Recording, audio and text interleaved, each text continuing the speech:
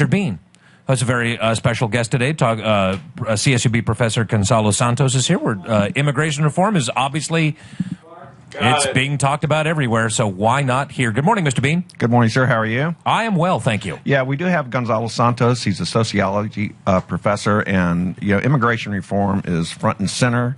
It's been pushed aside a little bit by the debate over Syria, but there's been a lot of activity, and Dr. Santos, is it Dr. Santos? Correct. Dr. Santos has been up front on this thing, and if you recall, of course, Kevin McCarthy is our local congressman. He's the House Majority Whip.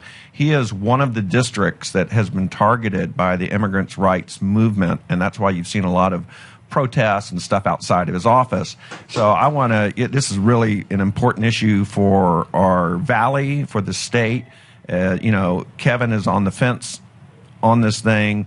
He is the only Valley congressman who has not really come out for some type of immigration reform. Valadeo has, Costa has, Nunez has. So that's, you see a lot of activity in his office. And thank you, Dr. Santos, for coming. I wanted to ask you, let's deal with the first issue, whether you and Kevin kind of got in a little war of words when he had a meeting with you and some others. And he was scheduled to be on, we have another program called Be Well. And he was going to be talking about Valley Fever. He was in the studio anyway, I guess, the morning of that. And I buttonholed him after it. And I said, what happened? He goes, well, I was basically threatened that, this CSUB professor basically said, I'm going to make your life hell or painful or whatever, in a way. And he said, I felt threatened by it. So, and then I wrote a blog about it. You responded. You said, I'm not in the business of threatening congressmen, but they were. I just tell them the truth that they think. Okay, so what did you say? Well, I came prepared. First of all, thank you so much for inviting me here to clarify that. And I think this is a distraction. I hope we can get into the substance of the immigration reform issue.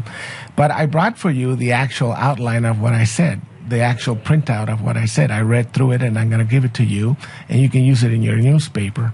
I started by affirming that the pilgrimage confirmed that it was a moral issue, that the community in the Central Valley poured out their love and their hope in a very humanitarian-centered approach. And it was not seen as a political football by anybody, including the congressmen that we saw along the way.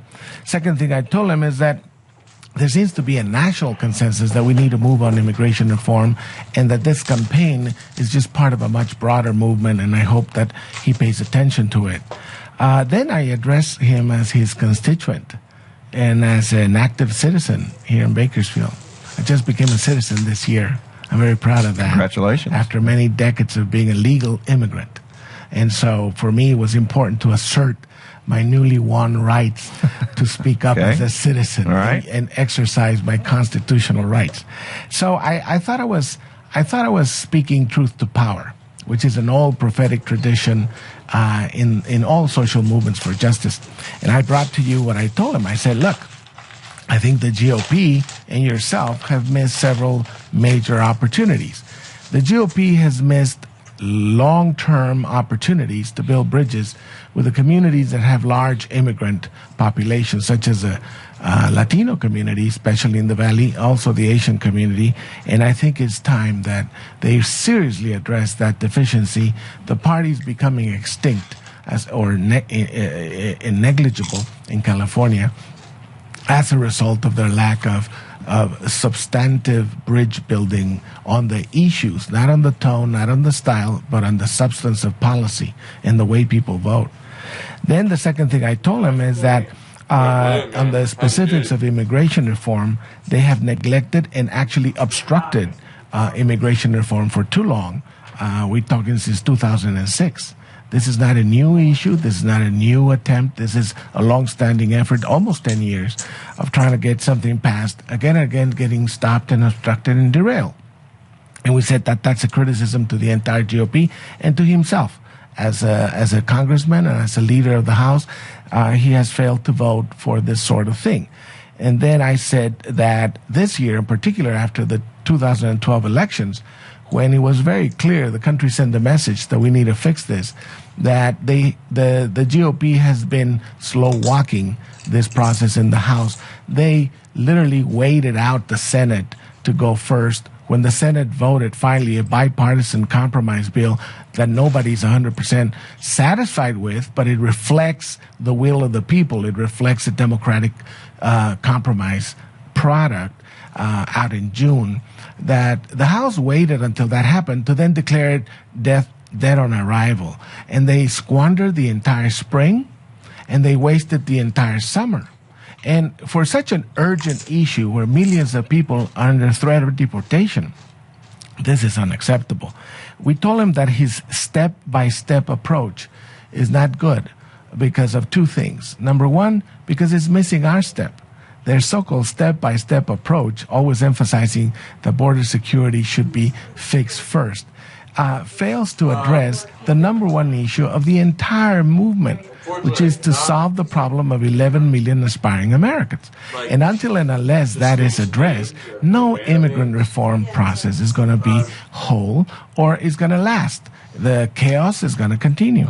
So we said to him that this year in particular, they have slow-walked it and maybe even attempted to derail it, and that we don't think that is a good idea for them or for us. Finally, I told him that he personally missed two great opportunities to show some leadership and to signal that he's ready to look and search for pathways to solve this very difficult and complicated issue. The first one was when Steve King, called Cantaloupe Head King by the movement because of his racist remarks concerning cantaloupes' feet of our dreamers, submitted a terrible, awful, poisonous amendment trying to defund President Obama's temporary relief project for the Dreamers. There's a program called the DACA program that right now brought temporary relief for millions of young people that are actually right now in limbo. And while we debate the issue, they can get These are the kids who came, whose parents brought them here. They're no fault. They didn't. They came as young children. They grew up here. They were right. And so there's a almost universal consensus that whatever we do, the DREAM Act should be part of that. That these kids should be included. They should be given a fast track to citizenship, etc. And here comes King, Congressman King, and submits a symbolic poisonous bill that had no chance of ever becoming the law, saying, let's defund that program. Let's make it impossible for these kids to get and to the credit of our congressional delegation from the Central Valley, three of the congressmen, Valadao, Nunes, and Denham, all Republican, voted no, that we're done with playing games like that. Kevin McCarthy voted yes. And I said, that was terrible. You missed a great opportunity to signal to the Latino community and to the immigrants themselves that you are listening and that you're beginning to take a position that's reasonable. And I said, the other one that you missed, and I think it's a historic opportunity that you blew, was meeting with the pilgrims. I'll talk more about the pilgrimage with you. Yeah, because we're going to run. We're going to talk that, but right. I just want to say we're up against a break. When we come back, I want to talk because what you just laid out to me is perfectly constructive, but the language he said you used, that you're going to make life painful for him, and you're going to go back. I'm going to take you back to the '60s. Yeah, and we'll talk about. We're knocking on your neighbor's doors, and that is a different tone than what you just said. And I have to tell you what I said when we come back from the break. We'll talk about that. We'll talk about the pilgrimage too. We'll be right back and do that. And by the way, Mary, we know you're on hold. Hang in there. We'll get to you as soon as we get a proper gap in the conversation. You guys all hang in there. We'll be right back. First Look with Scott Cox. It's Bakersfield.com. News Talk. At 1680, that'll do it at 9:21. We'll come back at the bottom of the hour. And remember, we break in whenever news breaks on News Talk 1180 KERN. All right. Thank you, Mr. Lamucci. Oh, Mary. Okay, excellent. Mary's back. We are joined by CSUB Professor Gonzalo Santos and Richard Bean. Pretty compelling discussion. So, especially for Gonzalo, it is in his well-publicized tiff with Kevin McCarthy, which seems to get more... we have Dr. Santos for the whole hour. We're going to talk about... He's been involved in the immigrant rights issue. God. And you want to take that caller? Yeah, let's take the caller first, because that's... felt that you were... whether threatening is too strong a word, but you're basically saying, look, we're going to make your life painful. Right. It's going to be difficult. We're going back to the 60s again. Right. And my point was, a constructive dialogue, that doesn't make, if you want to change his opinion, that's going to just make him harden his position. Let me address that quickly. What I was telling him, and it's very unfortunate he took it personally, and he felt his family was intimidated because there was no such intention, nor has there been any such activity. What we've had is major canvassing in his district, and it so happens that the canvassers have knocked on his house twice, not knowing who was there. And Mr. McCarthy's wife has opened the door and talked to them. That's the extent of it. This is the normal procedure when you have an issue. You canvass the congressman district, nothing more, nothing less. When I spoke to him, I was speaking politically. My discourse to him, my criticism to him, was entirely political. It was not a personal threat or attack. What I mentioned, which I'm very glad to see the New York Times quoted the same kind of statements just 2 days ago, was I told him that we were both reaching a fork in the road. If the GOP continued to slow walk and perhaps even attempt to derail immigration reform this year, they're going to buy themselves social chaos. They're going to buy themselves a situation of tremendous frustration by millions and millions of people that have been patiently lobbying Congress and marching peacefully and doing pilgrimages, all of which has been extremely peaceful. If you remember the 2006 marches, we're talking of 5 million people out in hundreds of streets, and not one incident of violence occurred. Same thing with this year. So he took it to mean that there was some kind of veiled threat to him. We were telling him that politically we're going to hold them accountable. Politically, it's going to be. Yeah, we're going to hold them accountable, and we're going to put political pressure on the GOP and on him. Fair enough. You want to take a call? We have Alex on. Yeah, we might. Yeah, let's do that before we get to the break. Alex, welcome to First Look. We'll come back at the quarter hour, and remember, we break in whenever news breaks on News Talk 1180 KERN. All right, thank you, Mr. Lamucci. Now, Richard Bean is here. Dr. Gonzalo Santos is here. I don't know how much of Alex's point that you were able to. I mean, it's in terms of response to that, I'll leave that entirely up to you guys, Mr. Bean. Yeah, I think we should probably move on. Dr. Santos, I'd like to know precisely what did you ask of Kevin McCarthy in your meeting? What were the 2-3 top things you wanted? We wanted to ask him 3 things. And we, by the way, have asked the same 3 things of all the 5 congressional representatives from Sacramento to Bakersfield. This was the position of the pilgrimage, to address these 3 questions to each of them. And we got very good, successful answers, yes answers along the way, except for Congressman Nunes and Congressman McCarthy. The questions were, do you support a pathway to citizenship for the 11 million aspiring Americans? Because clearly we do, and clearly we have the community behind us, that we must find a pathway for citizenship to these aspiring Americans. We don't buy the idea that we should have a second-class, permanently subordinate group in this country. That's not the American way.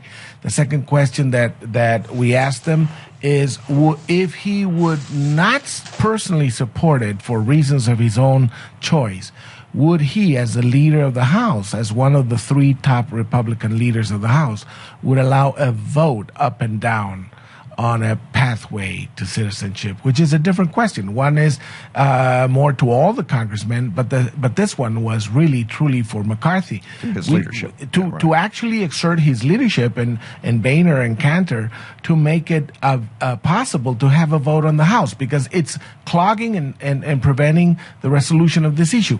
They say they want to go step by step. We simply add, okay, put on our step, and put on our step this year. We want to see a vote up and down this year. You did a committee vote on the borders, etc. So now we want a vote on the pathway to citizenship. We feel very confident that we have the majority, sufficient Republicans. Okay, up and down vote. What's the third thing? And the third thing is, would he commit to voting against the SAFE Act? The SAFE Act is the nationalization of the Arizona Show Me Your Papers law that was passed, the Supreme Court curtailed, and we are very, very alarmed that in one of the committees, the Judiciary Committee of the House, they passed this so-called SAFE Act that in fact it criminalizes immigrants and creates the foundations of racial profiling for the entire Latino community, essentially projecting the problems in Arizona to the whole country. We think that's excessive. We think that goes over the line. We don't think that that's helpful, and we are totally against the SAFE Act. Let me ask you something like that, because I know that you're originally from Mexico. I lived in Spain for a while, lived in Europe for a while. If I'm in Spain and they pull me over, they're going to ask for my passport. What's the difference between doing that in the European Union and doing that here? Well, for one thing, this is a vastly larger country with tremendous systems of law enforcement down to the very local level. It's not a question of being asked for papers. It's who is trained and empowered legally to do that, to actually take care of the problem of irregular migration in an orderly, humane fashion. When you have countries exerting their sovereign right to monitor and regulate migration, you're going to have law enforcement agencies that are trained and funded for that purpose. When you extend that to the entire law enforcement system of this country, so that every school guard, every policeman, every teacher, it becomes a deputized immigration officer, you're creating the conditions of tremendous turmoil in this country, because these people are not trained, they're not equipped, they're not supposed by their professional calling to be law enforcers. You cannot ask nurses and teachers to do that. You cannot ask local policemen who have safety foremost in their mind to alienate the community they're serving, that will not contact them when crime is happening simply because they fear that they might be asked for papers. Those are two separate issues. So when we, for instance, in the Latino community, want to combat gang violence, when we want to combat burglaries and rapes and so forth, we need to have the full confidence that when we contact the police department, that we will not be detained for immigration purposes. And that's reasonable. And most countries actually have specialized law enforcement agencies.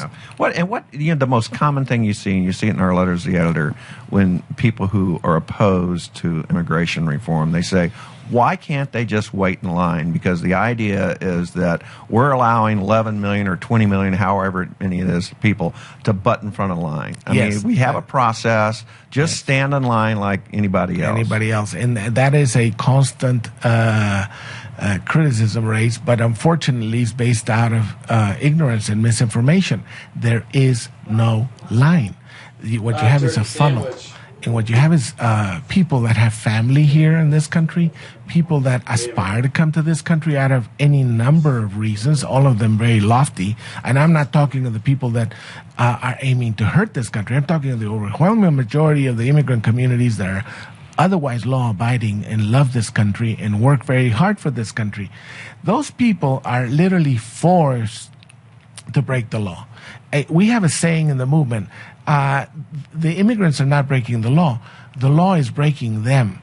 Because when they come to this country, they live lives of persecution and obscurity and fear, and then their families get torn and deported. And I have students in my classes that show up and tell me that their mothers got deported yesterday, and now they're going to be watching their siblings. This is untenable, unsustainable. I understand. I certainly sympathize with that part and the dreamers and stuff. So the question of the line, I can't move to France and just work. No. You know? The question of the line is this. We have a history. I actually teach the historical sociology of migration. If you were to inspect the laws that we've passed, we created the problem. A lot of people say 1986 was a bad law. But most of the time they mention the fact that there was amnesty, but there was no law enforcement. Actually, there's an extra criticism that most people never actually think about. But I actually know it happened.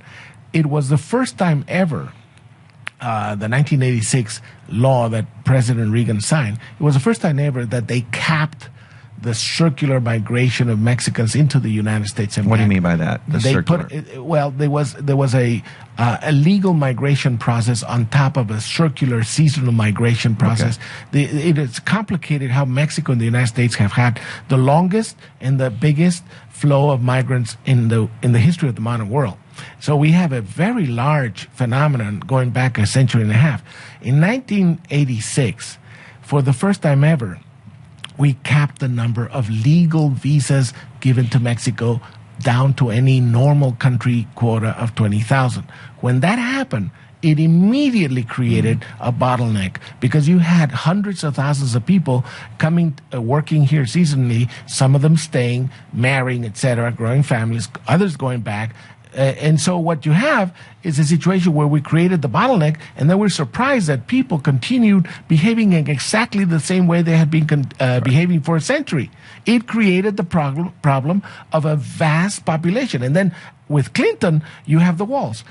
We began building the walls and really stopping this flow from 94, 96 on. Well, guess what? All those people on this side of the border didn't circulate no more. They stayed.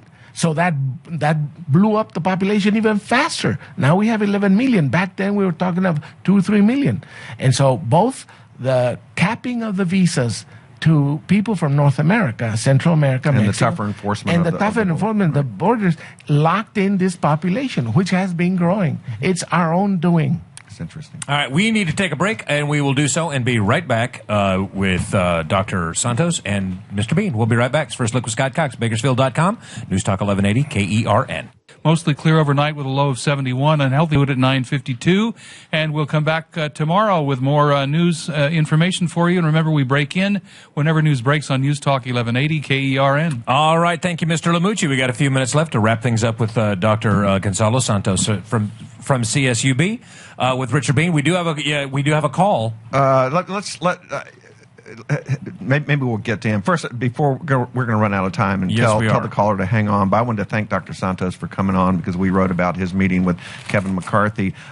You wanted to show something on here, a map of the pilgrimage that walked the entire Central Valley that ended up at Kevin McCarthy's office. Yeah, I want to quickly tell you how successful this pilgrimage was. Here's a map of all the route. We met with Congressman Denham, McNeary, Costa, Becerra, and we didn't meet with Nunes, and finally we did meet with McCarthy. We went through 18 cities. We were blessed by 3 Roman Catholic bishops. We included visits or events with 15,000 Central Valley residents in 14 events, including 2,700 participants here at the Fox Theater the other day, about a week ago. And we generated more than 50 local, state, and national news stories. A most successful and inspiring spiritual and political pilgrimage. And I'm very proud. I was the oldest one. I'm 63 years old. There were some pilgrims that were 18 and 19 jumping around like gazelles.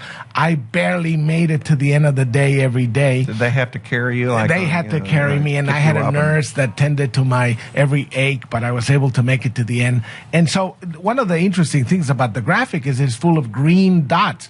Each green dot is from a representative that pledged in front of an audience that they will support a pathway to citizenship for the 11 million aspiring Americans. And the only one that's red is Nunes, who didn't show up to either meet with us or at an event, and Kevin McCarthy was still in gray because he seems, like you said, to be fence-sitting. Okay. All right. Do you want to go to a caller? Yes, we do. Santiago's on the line at 842-KERN. That's 842-5376. Santiago, what's your question? I can't understand why his movement doesn't address the securing the borders first, which Kevin McCarthy has said we need to secure the borders first before we go on to some reform. And the other thing I want to say, it's funny how nurses and doctors and everything else aren't the policemen of the country until it comes to Obamacare and gun laws. Then they ask the question, then they can be. But in their movement, they can't be. It's funny how it's a double standard. But I'd like them to address secure the borders first. I want to quickly address that because we're running out of time. Secure the borders first was a slogan used back in 2006, 2007, 2008, 2009, 2010. We're in 2013, and they're still using the same rhetoric after hundreds of billions of dollars have been spent securing the border. And I can tell you as a demographer that the actual net flow of immigration from Mexico to the United States is zero. And so we have a problem of committing in the Senate bill something like $50 billion to continue to build more fences when in fact it's a non-problem. It is super secure. It is no longer an excuse to prevent comprehensive immigration. You said the net reform. flow is zero? I have to challenge you on that. No. The net flow of actually regular migration from and to the United States and Mexico and Central America is down to zero. When you look at the statistics of detention, they have collapsed in the last 3 years. And when you look at the number of people coming through and returning to their home countries, that circular migration that is historic to North America, it pretty much evens the number of people coming in and the people leaving the country. So there's actually out-migration. In the last year, we actually had a net out-migration to Mexico of people returning because of the economic conditions. Okay, well, you're more of a... All right, we're going to run out of time, but I want to get your quick thought. It seems to me that I know that you guys want... One of the things you want out of Kevin McCarthy is let us vote up or down. But now we have this Syria issue. Are you afraid that this is diverting attention from immigration and will, push it into next year, and then you have midterm elections? No Republican's going to want to face this before that, and it may be pushed to late 2014? Yes, I actually think that there's a danger here that the GOP is not listening to the entire clamor of our communities and movements and churches and businesses and everybody that says, let's get it done this year. One of the things we were shocked to see is how quickly the leadership in the GOP began talking about not doing it this year, postponing it until 2015, etc., because the elections are next year. Nothing can be done next year. So they're being very cavalier about this thing. We're saying no. And this issue of Syria, we believe, was being used as an excuse. Congress can chew and walk at the same time. Certainly my students can. I don't see why the congressmen cannot. And I will tell you that I'm very happy to hear, both at the level of international relations, that there seems to be now a process that might lead to not having a conflict between the United States and Syria and actually rein in the terrible regime in Syria. On the other hand, it would leave no more excuses for Congress to act this year. If there is not going to be a war with Syria, then we're back to having a full amount of time to deal with this issue. No more excuses. Let's get it done. Okay. And we'll tell. Well, thank you for coming on. I appreciate you being here. It's been a good discussion. Yeah. Thank you for having me, and look forward to many more occasions. And Kevin McCarthy is perfectly welcome to his time for rebuttal. In fact, he was on just the other day, and we sort of delved into this a little bit, but he didn't have quite as much time. He had another gig, but he's welcome here anytime. I saw that program. That's why I'm here today. We got to get down the road. You guys have a great day. What's left of it? Mr. Bean, thank you. Thank you, sir. Mr. Santos, you have a great day. Enjoy it. It's gonna be hot.